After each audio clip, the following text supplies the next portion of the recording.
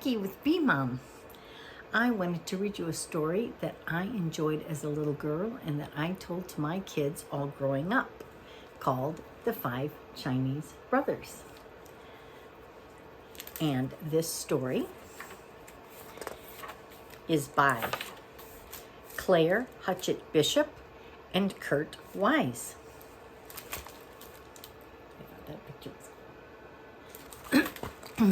All right. The 5 Chinese Brothers. Once upon a time, there were 5 Chinese brothers, and they all looked exactly alike.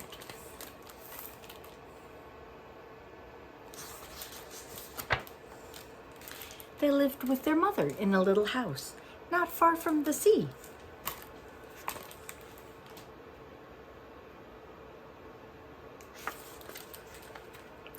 The first Chinese brother could swallow the sea. The second Chinese brother had an iron neck. The third Chinese brother could stretch and stretch and stretch his legs. The fourth Chinese brother could not be burned. And the fifth Chinese brother could hold his breath indefinitely, which is a big word. That means forever. Every morning, the first Chinese brother would go fishing, and whatever the weather, he would come back to the village with beautiful and rare fish, which he had caught and could sell at the market for a very good price. One day, as he was leaving the marketplace, a little boy stopped him and asked if he could go fishing with him. No, it could not be done, said the first Chinese brother. But the little boy begged and begged, and finally the first Chinese brother consented.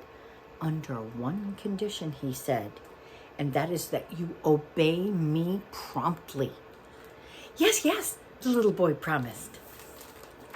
There's the first Chinese brother catching his fish. Early the next morning, the first Chinese brother and the little boy went to the beach. Remember, said the first Chinese brother, you must obey me promptly. When I make a sign for you to come back, you must come back at once. Yes, yes, the little boy promised.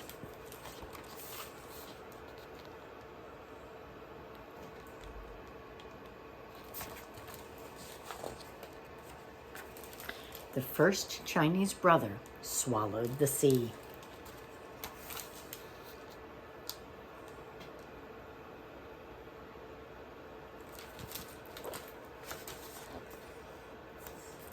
And all the fish were left high and dry at the bottom of the sea. And all the treasures of the sea lay uncovered. And the little boy was delighted. He ran here and there, stuffing his pockets with strange pebbles and extraordinary shells and fantastic algae.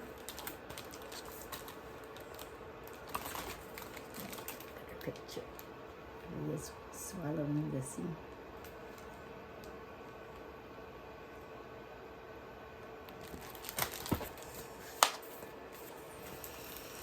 Near the shore, the first Chinese brother gathered some fish while he kept holding the sea in his mouth. Presently, he grew tired, and it's very hard to hold the sea, and so he made a sign with his hand for the little boy to come back. And the little boy saw him and paid no attention.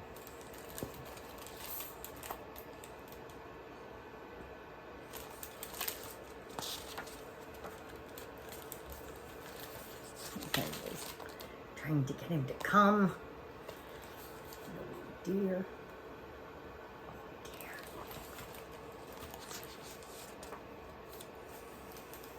The first Chinese brother made great movements with his arms that meant, come back. But did the little boy care? Not a bit, and he ran further away.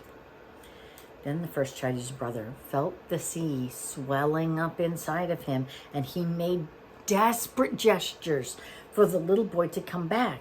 And the little boy made faces at him and fled as fast as he could.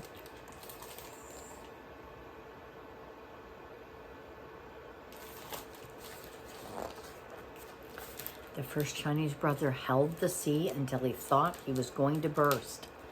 All of a sudden, the sea forced its way out of his mouth, and it went back into his bed, and the little boy disappeared.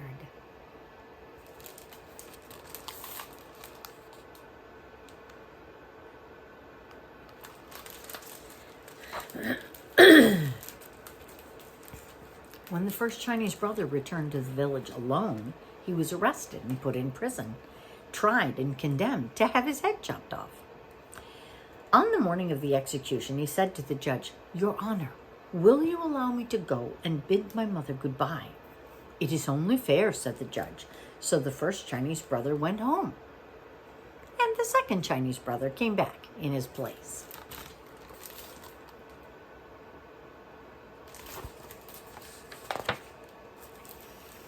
All the people were assembled at the village square to witness the execution. The executioner took his sword and struck a mighty blow.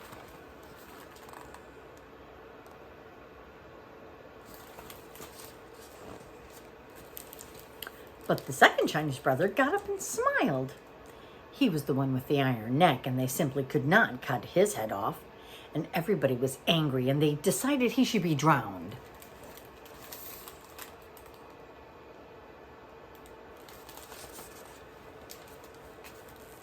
On the morning of the execution, the second Chinese brother said to the judge, "Your Honor, will you allow me to go and bid my mother goodbye?" "It is only fair," said the judge. So the second Chinese brother went home, and the third Chinese brother came back in his place. He was pushed on a boat which made out for the open sea.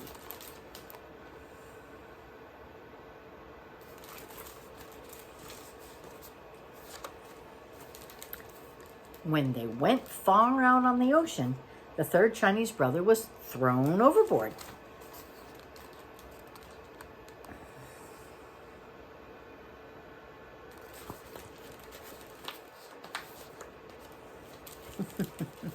And he began to stretch and stretch and stretch his legs all the way down to the bottom of the sea.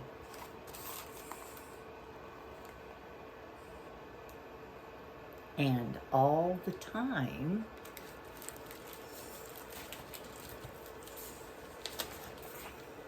his smiling face was bobbing up and down on the crest of the waves. He simply could not be drowned. Everybody was very angry, and they all decided that he should be burned.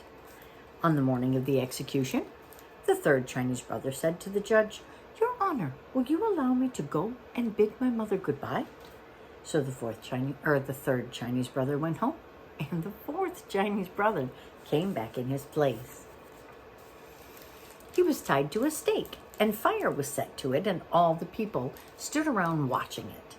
And in the midst of the flames, they heard him say, "This is quite pleasant." "Bring some more wood," the people cried, and the fire roared higher. "Now it is quite comfortable," said the fourth Chinese brother, for he was the one who could not be burned. And everyone was getting more and more angry every minute, and they all decided to smother him.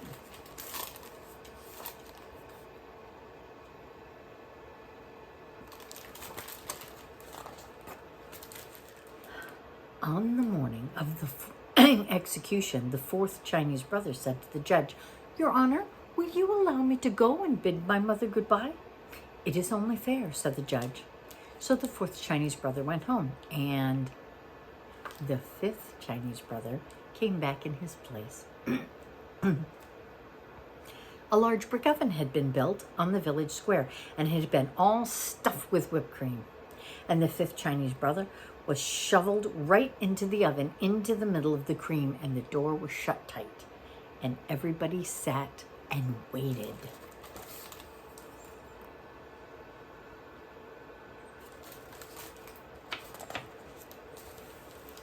They were not going to be tricked again. So they stayed there all night and a little after dawn, just to make sure.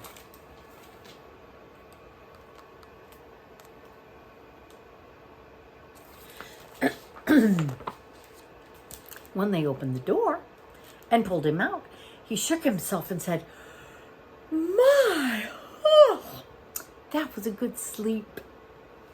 Everyone stared open-mouthed and round-eyed. And the judge stepped forward and said, "We have tried to get rid of you in every possible way, and somehow it cannot be done. It must be that you are innocent." "Yes, yes," shouted all the people. So they let him go home, and he went.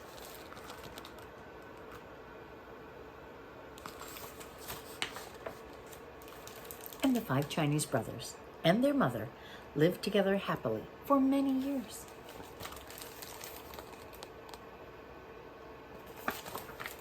The end. Thank you for sharing this story. I hope it was as much fun for you as it has been for me all these years. And I just want to let you know that I put a video up for your parents. So if you like some special books, tell them to comment there. And if this is a fun channel for you, tell them to subscribe. And then you can see, maybe they'll let you, if you ask nice, you can click the like button because you like the story. And that would be fantastic. Also, I'm putting some links in there so that you can actually get the stories if you want.